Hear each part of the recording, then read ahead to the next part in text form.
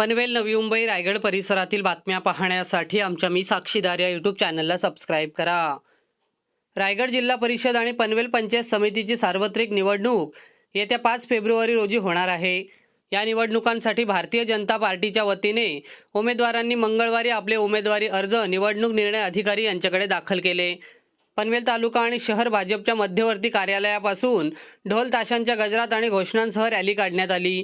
ही rally Panvel तहसीलदार कार्यालयात पोहोचून निवडणूक निर्णय अधिकारी यांच्याकडे उमेदवारी अर्ज दाखल करण्यात आले।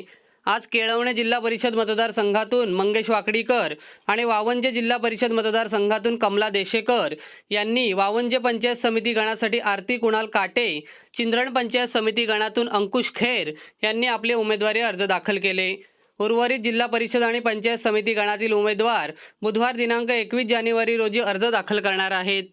नामनिर्देशन पत्र दाखल करण्याची अंतिम तारीख 21 जानेवारी असून छाननी 22 जानेवारी रोजी होणार आहे। 5 फेब्रुवारी रोजी मतदान तर 7 फेब्रुवारी रोजी मतमोजणी होणार असून व्हीके हायस्कूल पनवेल येथे मतमोजणी प्रक्रिया पार पडणार आहे।